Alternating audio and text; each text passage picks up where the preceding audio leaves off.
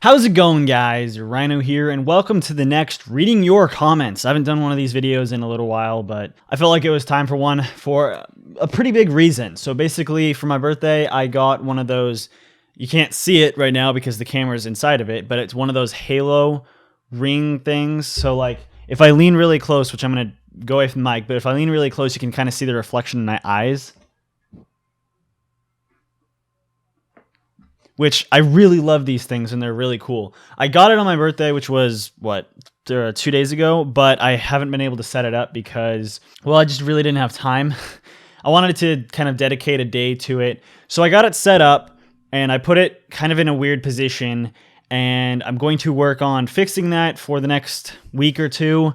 Week and a half, basically, until I move back to college, and then I'm taking it with me, which then there won't be the green screen behind me, and I won't have my two light sources, so then there'll be just the light on my face, which I think kind of looks pretty cool. Right now, I have all the lights going at me at once, which should, kind of help with shadows. My cat wants to be in the video again. Every time I record, literally only when I record is when he comes down here.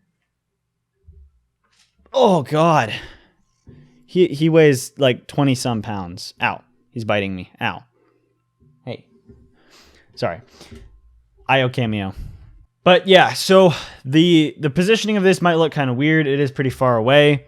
I'm not going to be using the green screen in this video. God damn it, he's going around in the background now. I'm not going to be using the green screen in this video. It's just in the background because it happens to be a part of where my setup currently is. Once I get down to college, none of this will be here except the light, which hopefully will look pretty cool. And then I won't have like some crappy background. I'll have just like my bedroom in the background, which I'm looking forward to. Let's get into this. First comment. Tips to being a good YouTuber. Be active with your active subs. This honestly really pisses me off. You never reply unless it's something negative about you. I support you, but I'm not going to do it for long if you keep on being like this. Now, when I originally read this comment, I actually was kind of angry because it's kind of, there's a couple different angles to this, but essentially I kind of agree, but kind of disagree. With a normal YouTuber, yes, but I'm very busy. I don't really have time to respond to a lot of comments, and I get a lot more comments than people think. People just think, oh, you get like 2 to 3 comments per video, which I actually get more than that. A lot of them go to spam, but then also I get a ton of comments on older videos. Like I'm looking at my comments feed right now, and there's a ton of them, but they go back to videos a ways back. I just passed 100 videos on the channel. Not to mention, I also get comments on my old channel, the one with 25,000 subscribers. So there's some there too. I just get a lot of comments altogether, and it's hard to respond to them all, but I'm also very busy too.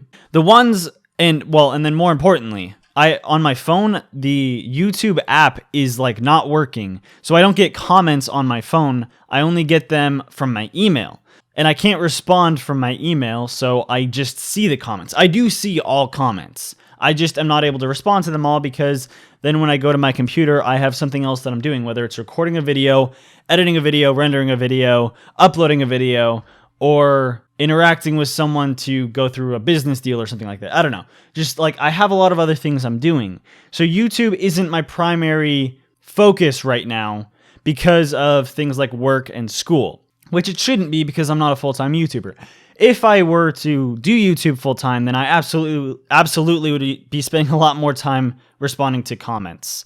You shouldn't come to expect a YouTuber to respond to comments. You should watch for the content, not for them responding to your comments. Because a YouTuber posts videos. That's what they do. They just post videos, and you're supposed to enjoy their content. You don't necessarily need to respond to them or interact with them. Someone like Markiplier almost never responds to comments, and that's because there's no point. If he did, then people would say, oh, it's favoritism. You're responding to these specific comments, but not all comments. You're not responding to my personal comment. Well, he can't because he's literally getting so many comments, you can't possibly keep up. He could hire probably 100 people to respond to comments, and they wouldn't be able to respond to them all. It's just, that's how many he gets. Nevertheless, I responded to this in a more polite way, just kind of explaining the situation, and I'm glad that I waited to respond because I originally was going to be kind of a smartass about it, and I decided not to be. So, yes, thank you, Expired Life, for your comment. Second comment. Could you answer a question for me? Yes, I can. Third comment.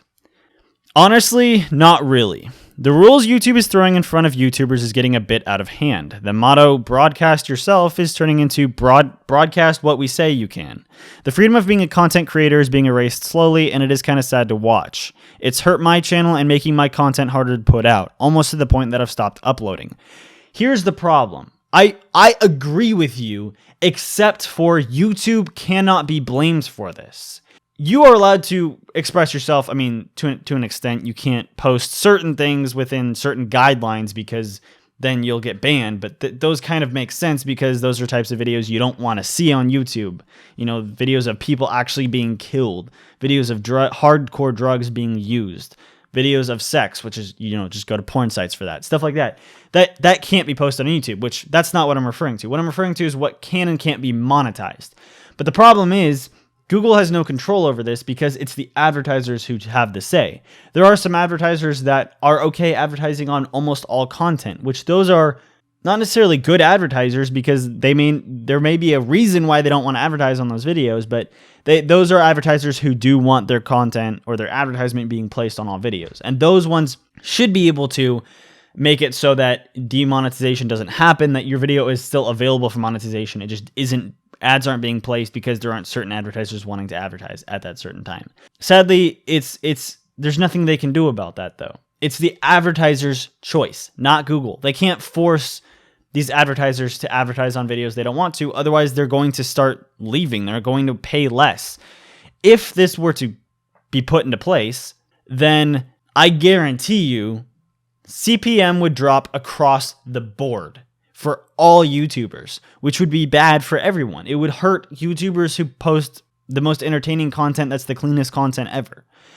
So sadly, it has to happen because of freedom of choice for the advertisers. Why do you make you face cam fade away and then come back? I want to know as well.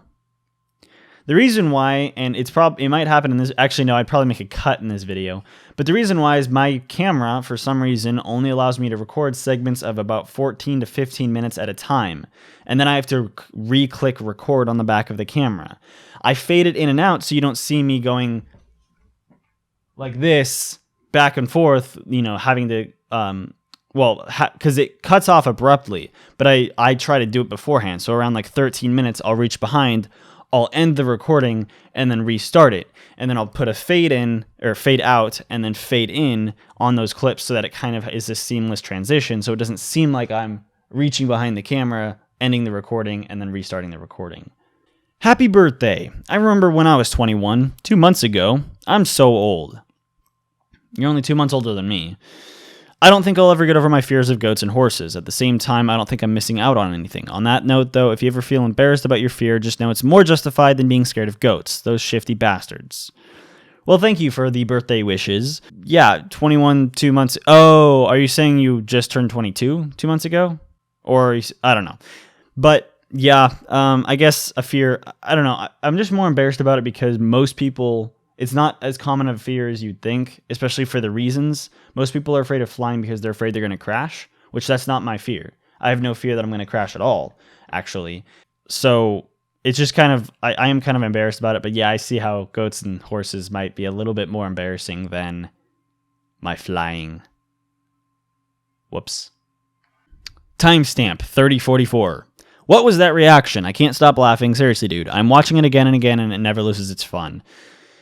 This is a comment on one of my Monstrum videos, which if you know anything about my Monstrum videos, my reactions are pretty over the top.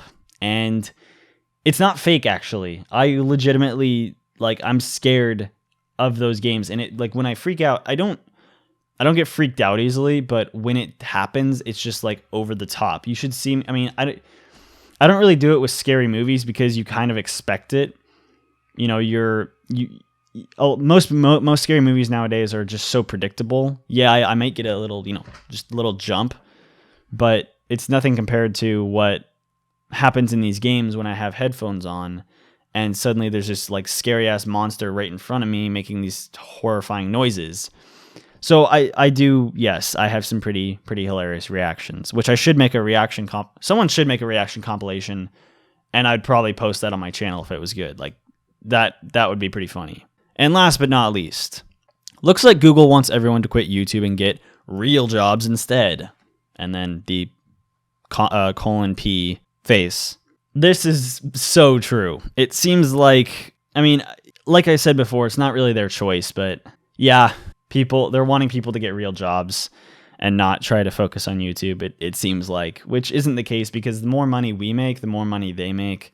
But it's just becoming challenging nowadays. I mean, when YouTube first started out, there were a lot less regulations like this, and it's getting stricter and stricter. But a part of that is actually CPM has been going up. Average CPM across the board has been going up. My personal CPM has been skyrocketing, actually. I don't get a ton of views, but I've been making a good amount of money because my CPM has been unbelievably high, which is due to the fact that when you have these more regulations in place, it makes it so that these advertisers can target more specific demographics. An advertiser can specifically say, hey, I don't want to go on videos about some political topic. Well, that costs more money, which means we earn more and Google earns more. So it kind of, there's kind of a two-sided argument to this. But yeah, that's a good comment. Thank you, Shravan.